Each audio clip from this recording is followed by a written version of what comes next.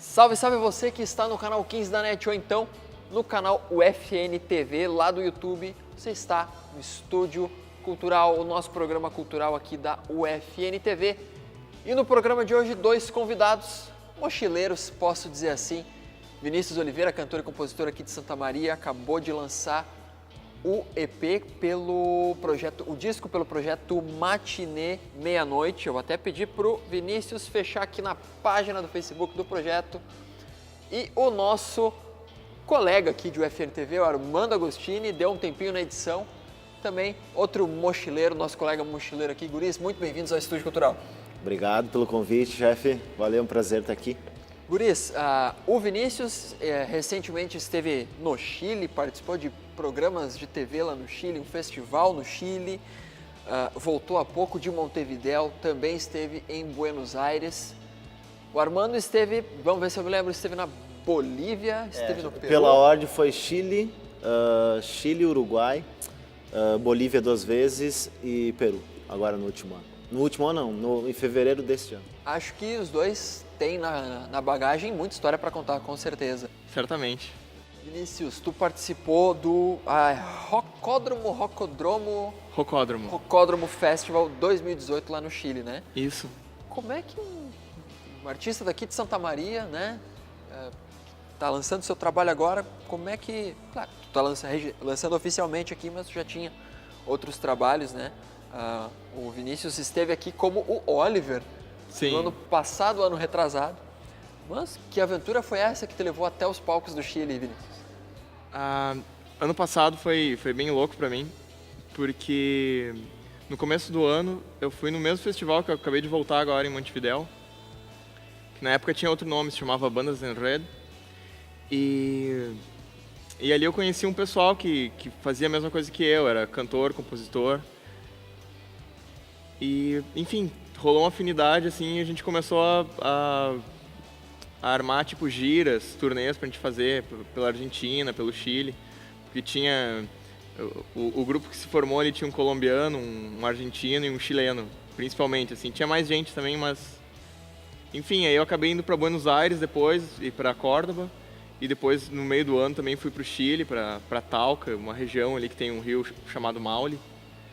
E enfim, aconteceu um monte de eventos que vão nos transformando musicalmente e pessoalmente.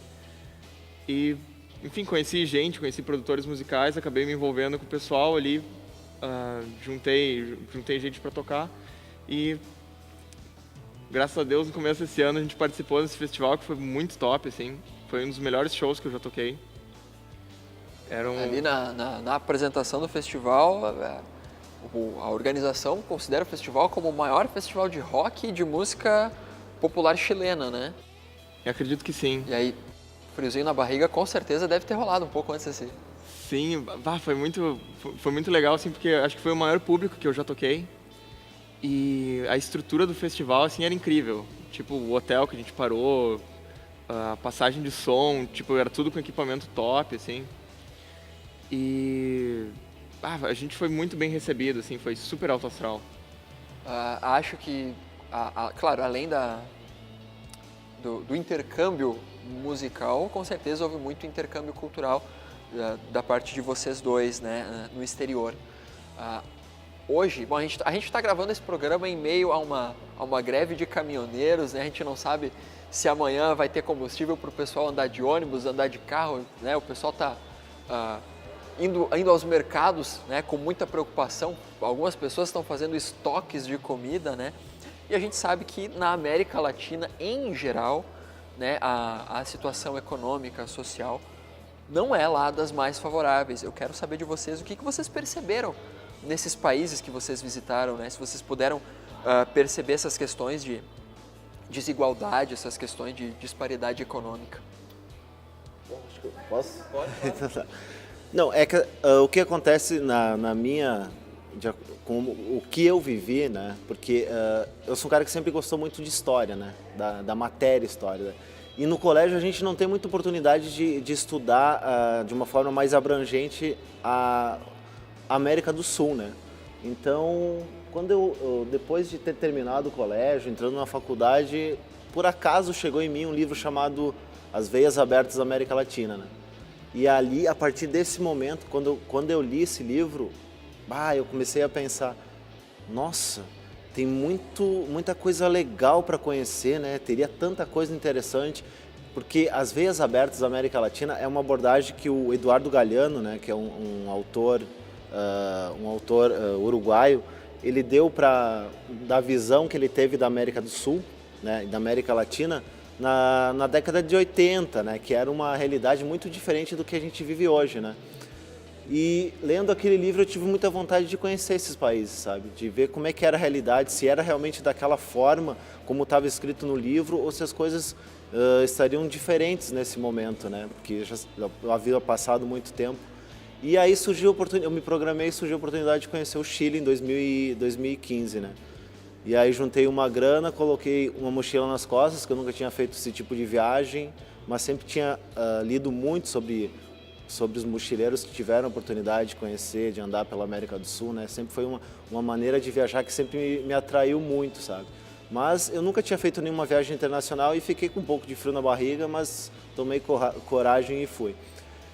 O que a gente percebe, o que eu pude perceber assim, resumindo um pouco dessas minhas viagens, é que alguns países, eles custaram muito mais a se desenvolver do que o Brasil, né? Porque o Brasil, ele é um país gigantesco, é um continente praticamente, territorialmente falando, e é um país com muitas riquezas naturais, né? Desde o minério até o petróleo, sabe?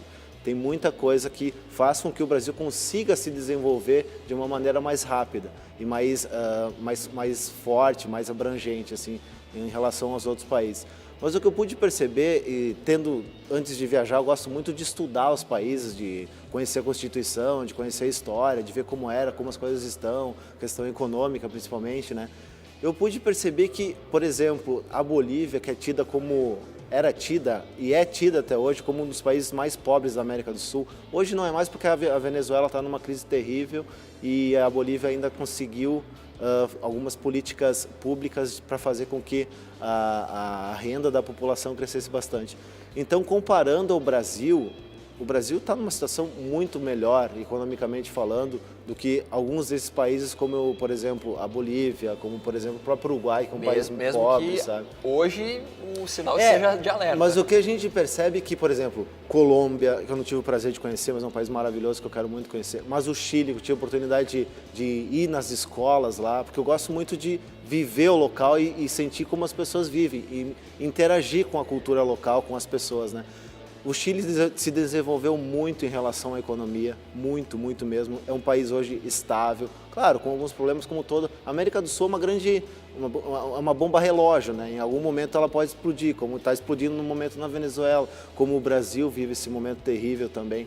Mas o que eu pude perceber em relação ao Brasil é que alguns países se desenvolveram muito mais numa questão curta de tempo do que o Brasil conseguiu se desenvolver. Eu vejo, por exemplo, a Colômbia, que eu não conheço, mas estudo um pouco sobre o país, que ela usou a educação para transformar o país. A Colômbia teve uma das cidades mais violentas do mundo até há pouco tempo, na década de 90, né?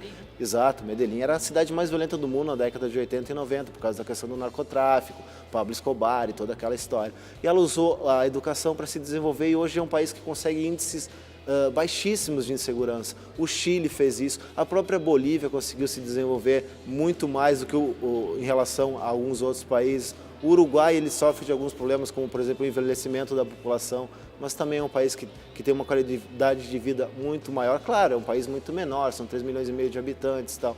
Mas em relação ao Brasil, eu vejo que o Brasil tem ficado para trás em relação aos seus vizinhos da América do Sul. Mas, aqui vai uma crítica, eu sou brasileiro também, nós todos somos brasileiros, mas é uma crítica que eu faço, o brasileiro é um povo arrogante em relação aos seus vizinhos na América do Sul. Ele acha que por ter a maior economia, por ser o maior país, por ser a maior população, ele está acima dos outros povos, dos vizinhos, dos países vizinhos.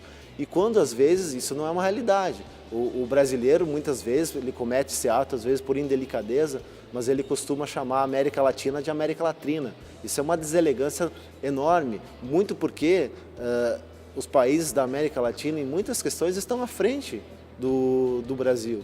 estão à frente do povo brasileiro. Parece que o Brasil não se enxerga como parte da América Latina, né? E eles não veem o Brasil como parte da América Latina. Talvez um pouco por causa do idioma, né? Muito por causa do idioma e bastante também pela questão da falta de integração e de colonização. Toda a América Latina foi colonizada por espanhóis. Sua grande maioria, talvez, acho que o Suriname, que não tenho certeza. E a Guiana Francesa, que também não. O Suriname ou a Guiana foram pela Holanda, se não me engano. Um dos dois ou os dois. E a Guiana Francesa, Guiana França, óbvio, né? Mas em relação a nós, eles também nos veem como latinos. E eu costumo brincar, assim, eu digo para os meus amigos que não conhecem, e agora, na última viagem que eu fiz para o Peru, um amigo meu nunca tinha viajado, disse, como é que é e tal, como é que... Eu vou dizer, cara, te prepara para pela primeira vez na tua vida se sentir um latino. Porque a gente é latino, mas não se sente latino. Porque a cultura brasileira é muito diferente dos povos, dos nossos vizinhos, que é colonizados por espanhóis, principalmente, né? O Armando falou a palavra principal aqui hoje, que é cultura, e a gente vai dar um tempinho na nossa conversa, que está muito bacana, porque agora eu vou até aproveitar e fazer uma interação aqui. Você que está acompanhando a gente aqui pelo Instagram, fica esperto que é som no Estúdio Cultural, mas quem está assistindo aqui só vai saber na próxima semana, quando esse programa for ao ar. O show rola ao vivo aqui. Vamos lá, som no Estúdio Cultural.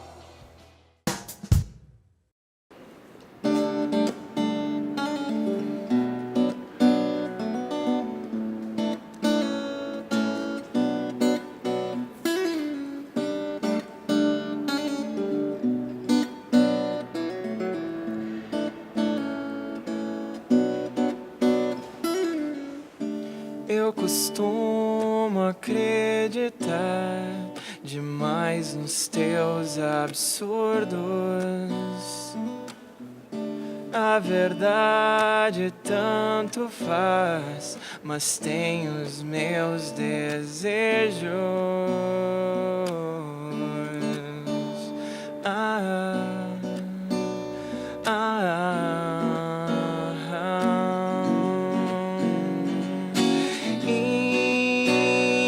Pacientemente aposto. Só dessa vez, como nunca outra foi ou vai jamais se ver.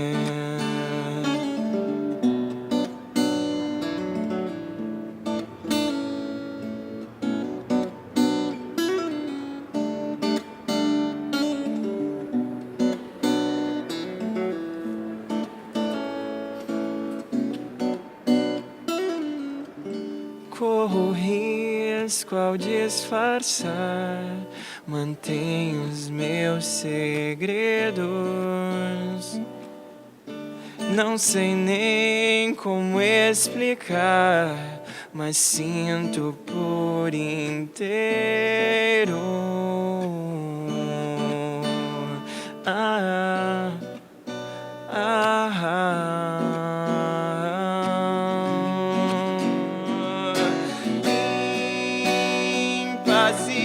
Impacientemente aposto.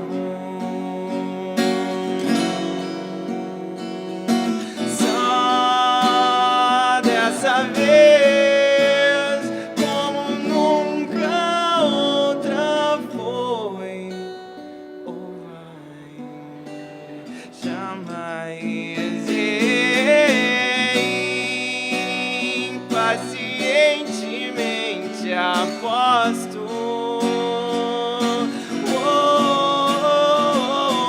Só dessa vez, como nunca outra foi ou vai jamais se ver.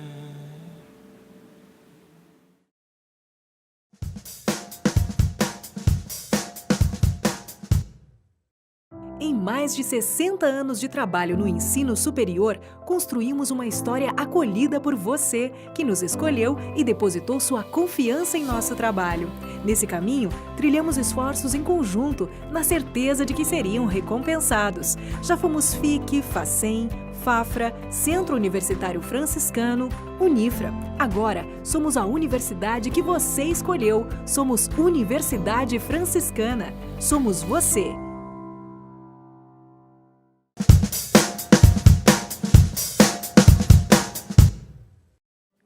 Olá, eu sou a professora Roselane Casanova Correia, eu coordeno o curso de História da Universidade Franciscana. Eu gostaria de falar para vocês de uma localidade muito interessante para visitarmos. Ela fica a 23 quilômetros de Santa Maria, em Itaara.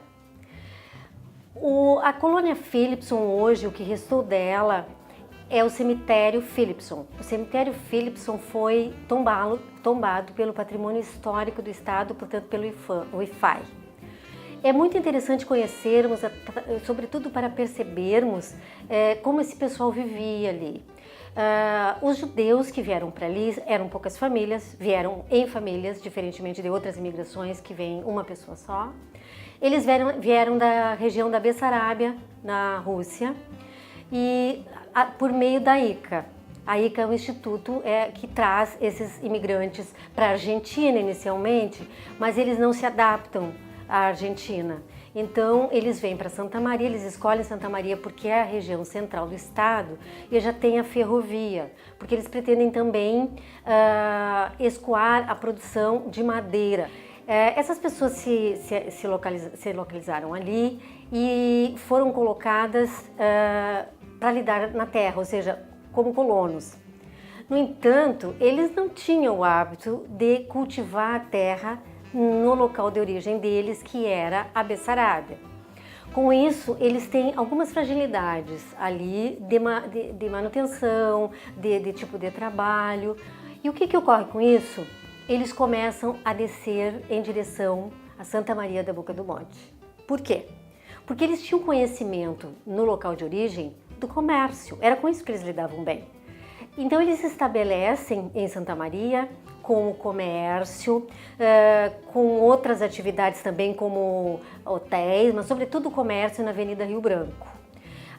A partir daqui e mesmo da colônia Philipson, eles se estendem para várias outras regiões, sobretudo Porto Alegre. Fica para você a dica e um bom passeio. É isso aí, é um momento muito especial aqui no Estúdio Cultural. A gente dá uma pausa na entrevista do Vinícius para falar um pouquinho com a Jordana Henriques sobre o lançamento muito legal que vai rolar agora no mês de junho. Jordana, revela aí pra gente o que vai acontecer de tão especial no dia 8 de junho. Temos então aí o espetáculo Jordana Henriques Canta Aquário. Aquário é o EP que eu tô lançando aí, né? Dia 8 de junho no Victório Facim, às 8h30. Já temos ingressos disponíveis, os sons já estão disponíveis também na internet, já está no Spotify, já está no YouTube, tá por tudo. Então compartilhe com teus amigos aí e vamos espalhar, vamos somar e vamos curtir esse showzão de música autoral aqui, né? E agora eu te pergunto, né, dessa vez tu vai estar lá, né, sem a pegada. Tu vai estar lá representando apenas a Jordana, né? É uma forma que tu te desvincula um pouquinho da pegada do coletivo Entre Autores. É um momento muito importante. Do barzinho. Artisticamente para ti também, né? É isso aí. Para quem não sabe também, eu faço barzinho na noite aí. E já tenho uma carreira aí de mais de 10 anos na música, né? Canto desde os 8 anos de idade, atualmente estou com 22, vou fazer 23. Mas o presente maior é vocês poderem estar comigo nesse momento importantíssimo para mim, né? Que é o lançamento do meu primeiro trabalho solo aí, autoral, que é o Aquário, né? Então, dia 8 de junho, reserve aí na sua agenda, dia 8 de junho, que horas mesmo, Jordana? 8h30. 8h30 da noite. Lá no Espaço Cultural Victório Facim, o espetáculo de lançamento oficial, aquele ao vivo, né, que ali... Com banda. Com banda, para sentir com a tudo, energia com mesmo. Pegada. Com a pegada. É isso aí. Então, todos convidados para prestigiar esse momento muito especial para a música autoral aqui de Santa Maria e também para a Jordana Henriques. E agora a gente segue com o Estúdio Cultural. Tchau, pessoal! Então, reforço o convite para comparecer nesse espetáculo muito legal que vai rolar com o lançamento oficial do trabalho da Jordana Henriques. E agora a gente volta aqui com o Vinícius Oliveira e o Armando Agostini, nosso colega aqui de UFN TV. O Armando, eu sei que é um cara que gosta muito de futebol, a gente conversa muito sobre futebol, a gente se alfineta muito sobre futebol na UFN TV, inclusive. E o Vinícius, eu sei que eu vi uma foto dele na rede social lá, com o pessoal que joga bola e tudo mais. Eu pergunto para vocês, guris, vocês tiveram a oportunidade de acompanhar uma partida de futebol durante as viagens de vocês? Cara, eu fui numa partida no Chile, mas não nas viagens musicais. Eu fui de turista, sei lá, uns 7, 8 anos atrás. Assisti, mas eu acho que o mais legal foi que agora em fevereiro, na viagem que eu fui para tocar no Rocódromo, eu joguei futebol com os chilenos. E isso foi muito legal. E aí, o nível de habilidade do chileno se compara ao brasileiro? Bom, hoje o brasileiro, né, o brasileiro já teve mais fama, né, por ser o país do futebol. Acho que hoje o Brasil, se a gente analisar no geral ali na questão de seleções, né, o Chile é o bicampeão da Copa América, né, acho que o Brasil está um pouquinho para trás aí, mas foi tranquilo, teve muito ranca-toco lá, teve muito quebra-canela. Não, foi um jogo familiar, digamos assim. Não muito exigente. Os chilenos são muito apaixonados por futebol também, né? Muitos. Os latinos, de forma geral, né? Eu tive a oportunidade de ir num jogo no Chile, né? Do Colo-Colo, que é o único time chileno campeão da Libertadores. E fui com uns amigos que eu fiz lá e foi sensacional, eles são muito fanáticos, né? Fui na torcida, nos Barra Bravas deles lá, os Garra Blanca, é o nome da torcida organizada deles. Tive o prazer de conhecer, eu gosto muito de, quando eu viajo, o futebol ele integra as pessoas, né? Tu começa a falar de futebol em qualquer lugar do mundo, as pessoas vão conversar contigo. Ou com a camiseta, né, de um clube, exatamente. E ainda mais que tu sabe que tu é brasileiro, né? Então isso aproxima ainda mais. Tive a oportunidade de conhecer o mítico estádio Centenário, né? Em Montevidéu, palco da primeira Copa do Mundo, né? Tive a oportunidade de conhecer o estádio Hernando Siles na Bolívia, o estádio do Real Garcilaso em Cusco, o estádio Monumental em Lima.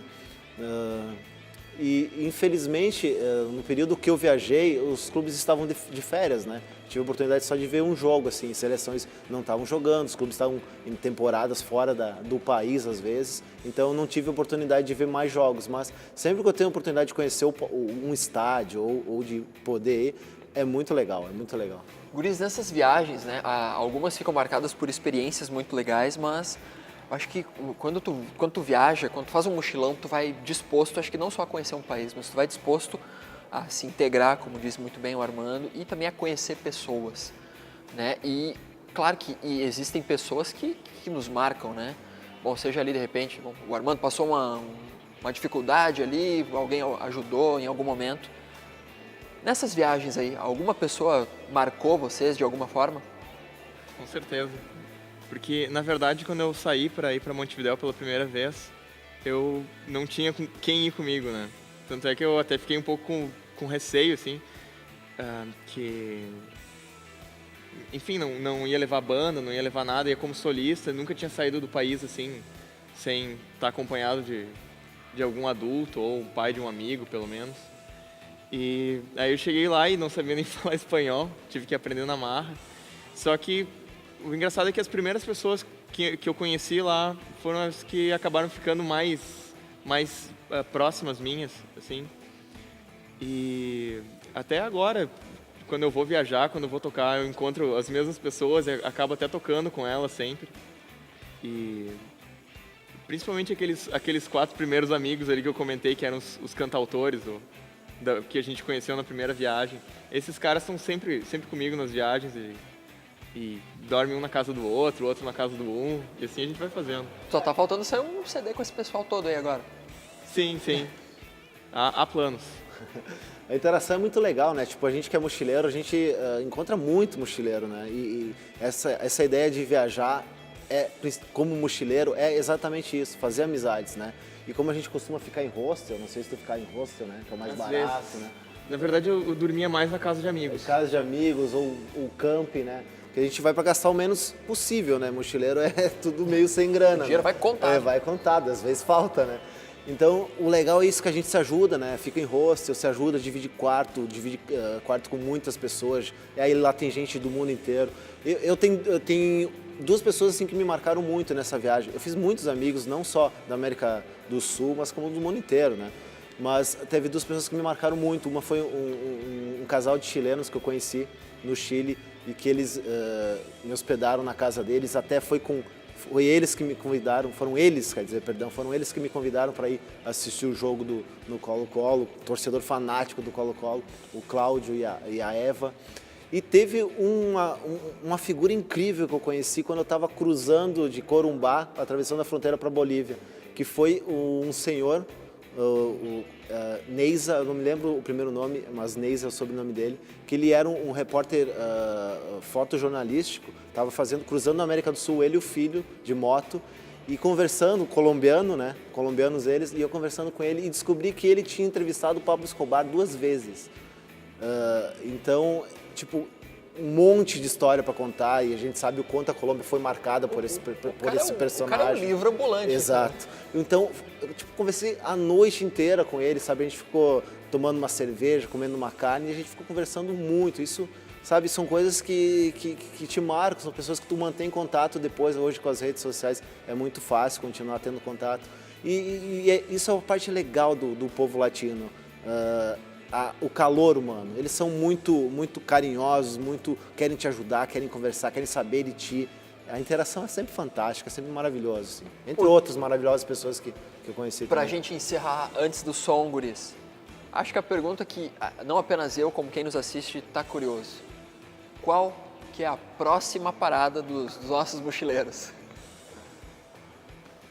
Cara, talvez em outubro volte pro Chile, se tudo der certo, mas o que eu estou organizando agora é que, como saiu o disco físico, que eu vou aproveitar o momento Inclusive, para presenteá-lo. regalo para o Estúdio Cultural e quem está curioso pode entrar em contato com o Vinícius para adquirir o CD e também pode conferir lá no Spotify, né, Vinícius? Sim, tá, tem Spotify. todas as redes sociais, Tá YouTube, Spotify. Estão rodando aqui embaixo na nossa Mas tela. estão tramitando os planos para fazer o lançamento oficial do disco, aqui na cidade mesmo.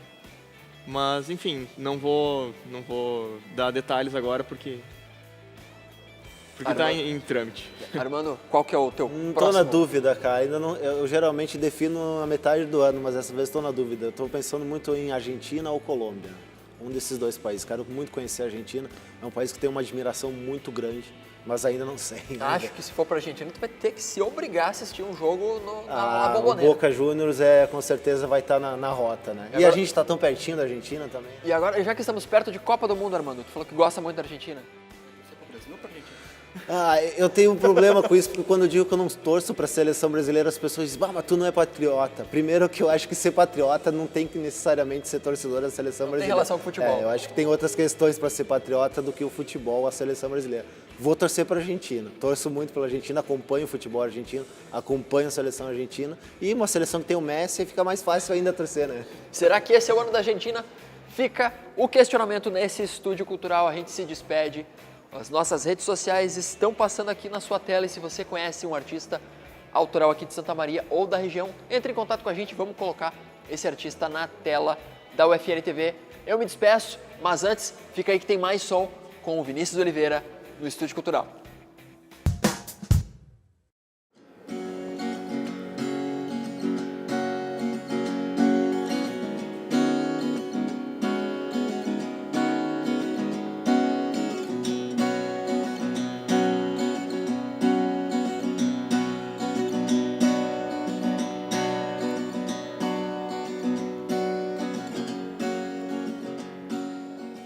Ou alguém lá fora